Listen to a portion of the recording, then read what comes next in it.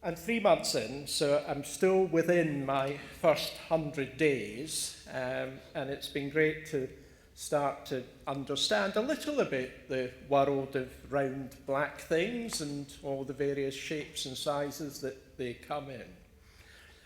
Whenever I say to people I was 7 years as chief exec at the British Pest Control Association, they say that'll come in handy. Of course, I've no idea what they mean by that, and we won't dwell on it, although I might have a better understanding of what they mean before the day is over. Everyone I've met so far has been very welcoming, very helpful, and very supportive, and long may that last as well. I want to say a few words about some of the work that we've been focusing on in those first 3 months. I've been keen to get the NTDA's strategy a little bit more visible. So you've got a copy on your seats this morning. Strategy on a page, so that if anyone wonders what the NTDA is about, then you can hopefully readily explain what a trade association is about. And every trade association is really about two things. It's about being the voice of the sector that they represent and driving professional standards for that sector. And I'll go into that in a little more detail. So we've been working with the board of directors and the exec council, really just to get to the point of having strategy on a page. We then need to work out how we're going to deliver that strategy, and we're going to have 4 working groups. So that's the document you're looking for. That's the strategy on the page. Professional standards in this sector are essential. We're about people's safety, people's well-being. And some of the things that the strategy focuses on is around our licenses. So the REACT license is long established and significant numbers. Our Tyre Technician Professional Development licenses are also seeing significant uptake. We're about 17,000 licenses issued now. And we want to continually evaluate any additional licenses. So we know we've got a gap in the OTR side of tyres, and we've got a working group looking at a license in that area. We've also got a group that's been looking at the tyre centre manager role and whether there's a need for a license in that. More importantly is we want these licenses recognised. We want them to get to a place where they are the license to practice in the sector. That's always a challenge. Who's going to make them the license to practice? And as a sector, we can do that ourselves. There's little government appetite for licensing. They do license some sectors. They've recently licensed tattoo artists. Do tyre technicians do a more important job than a tattoo artist? Debate.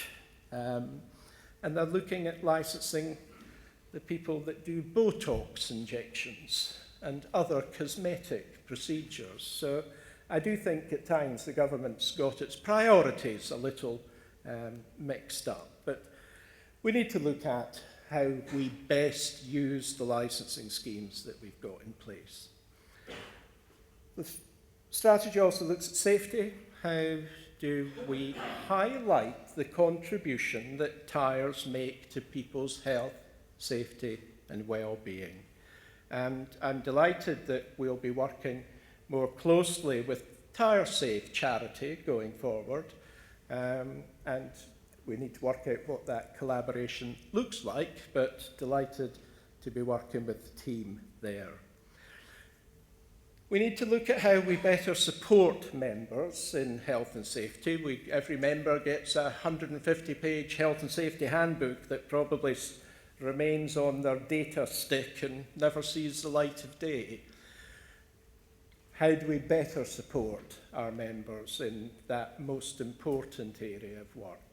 And the large companies are probably doing all the stuff and they've got experts in the field of health and safety, but we know this sector's got a long tail of sole traders, micro businesses.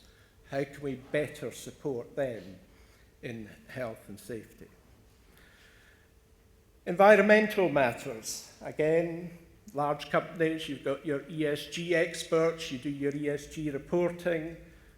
At the small end, I suspect a lot of people are scratching their head thinking, what do we do with all this environmental sustainability stuff? How can we make a difference?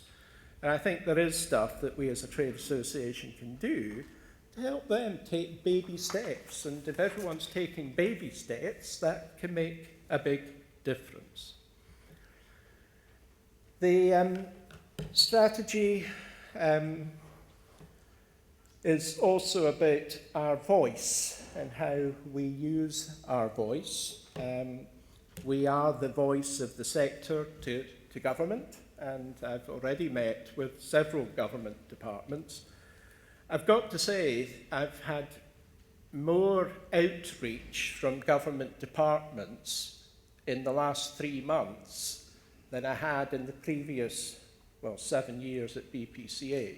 The current government does seem to understand trade associations and the value that they bring. What that plays out to look like remains to be seen, but I've already been on trade association-focused events with DEFRA, with Health and Safety Exec, and with the Department of Work and Pensions. So that's encouraging in itself. So our voice is important to government, working again with other trade associations, because that collaborative voice is more powerful than the single voice. The media, and I'll touch on some of that with the recent Tyre Check campaign, and of course the public, and that's where a collaborative, positive partnership with TyreSafe makes a difference. And then the strategy looks at people. A lot of the challenges in the sector are around recruitment. It's around finding good people to bring into the sector. And we need to look at the ponds that we're fishing in for recruitment, and can we fish in different ponds, and what might that look like? I'm keen that we revisit the apprenticeship for the sector and what that might look like, and particularly what level that apprenticeship ought to be at. So there's a lot to do to get the tyre sector even just recognised as a career option. We're quite invisible. The motor trade's fairly invisible. The tyre sector is really quite invisible. So we need to change that, and how can we best do that? And we need our members to be loud and proud about their membership of the NTDA. So I'm keen, and in your goodie bags today, you've got a window sticker, you've got other stickers, more of those are available. The staff are all logoed up today. We need to be more visible, but equally at the same time, we've got to earn that respect from our members, and our members need to feel engaged. How are we going to deliver all of this? Well, the staff team is small but perfectly formed. But the Executive Council have agreed that we'll set up some working groups to help move this work forward.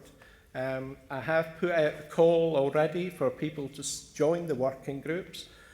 One on health, safety and well-being, one on careers, development and qualifications, one on environment and sustainability, and one on member engagement.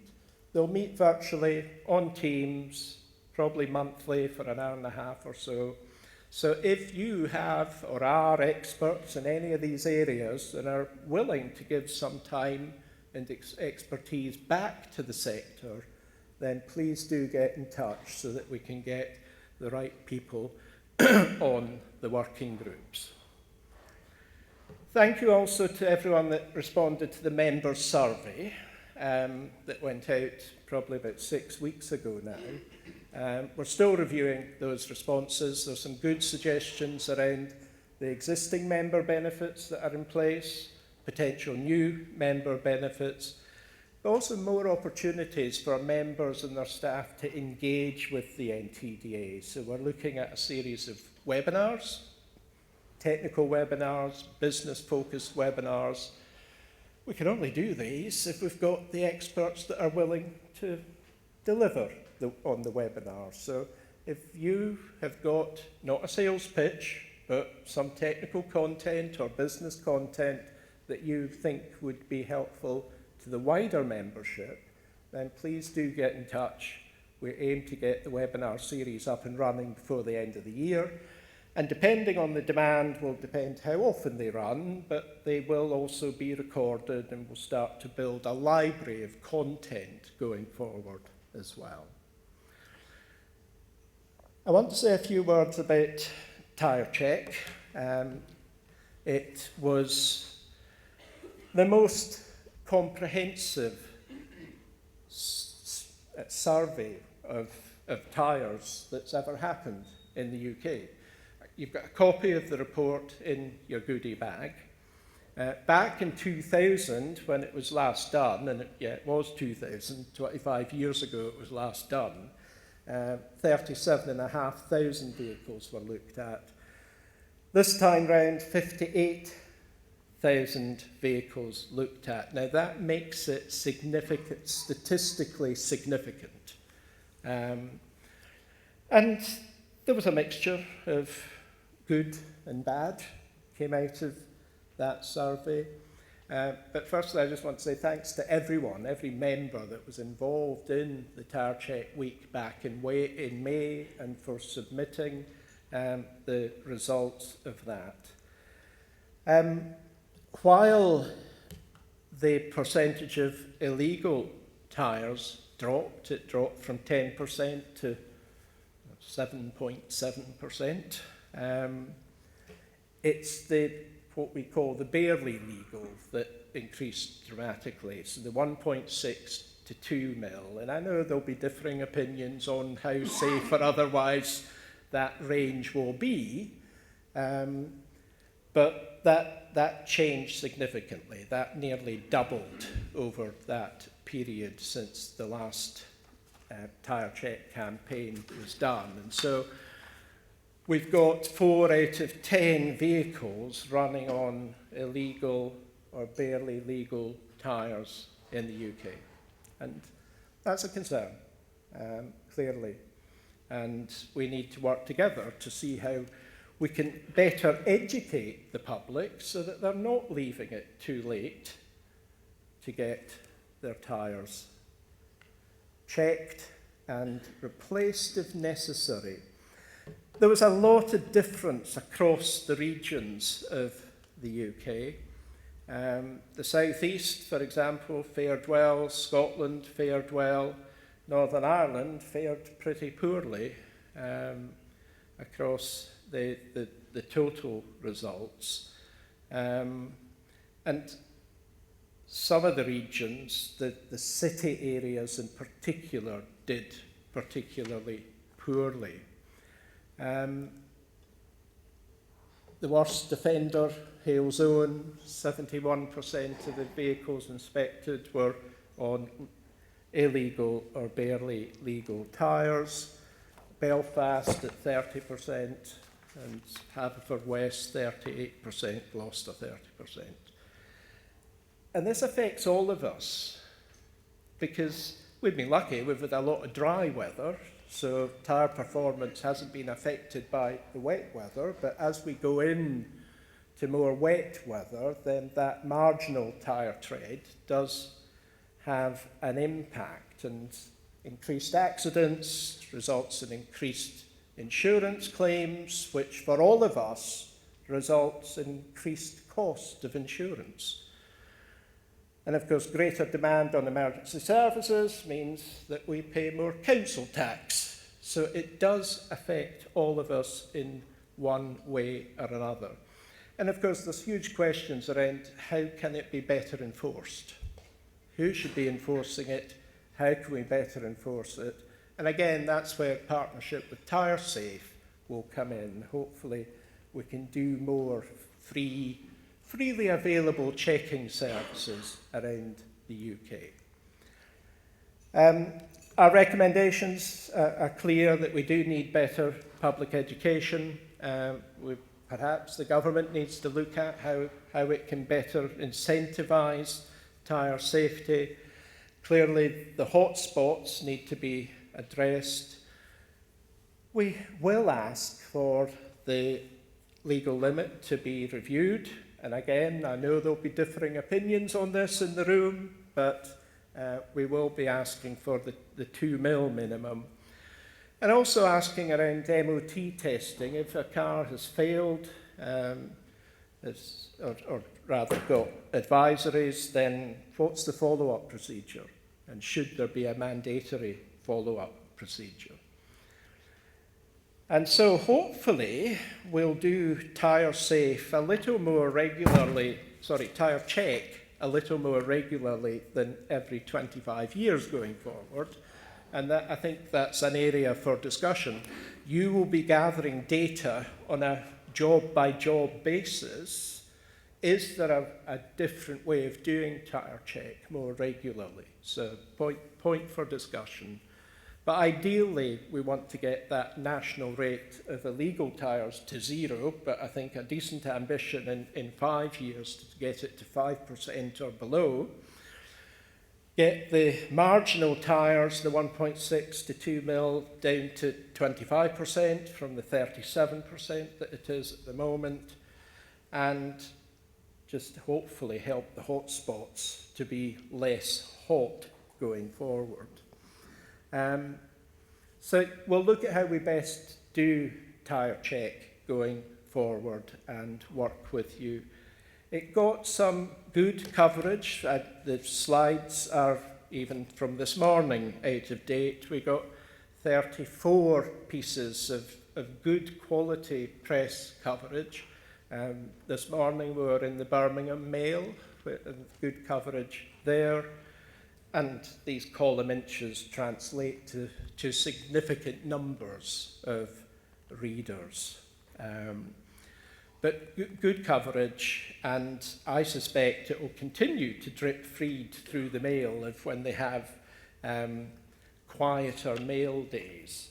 It went out the week that Trump was here, so there was a lot of news happening that week as it happens. But great that they're still picking up on it, and thanks to Richard, wherever you are, from Build PR, from helping us with that specific project. And thanks to you for following us on social media, for retweeting and reposting this stuff. Our NTDA needs to be in more people's awareness, in particular the general public's awareness. Why use an NTDA member? We want them to use an NTDA member, and we want the public to have the assurance that they're getting something exceptional in using an NTDA member. Similarly, on the commercial side, we want that same level of assurance that being an NTDA member provides. And we've got a lot of work to do to get to a point where that assurance is visible. But certainly creating noise around the NTDA is important, and that's where you come in the sharing, the retweeting of the social media stuff. I'm going to shut up at that point. But hopefully that gives you a flavour of the direction of travel that the NTDAs will be taking. We've got a lot to do. The working groups will help us deliver that, and hopefully there'll be more opportunities for our members to engage with the NTDA going forward.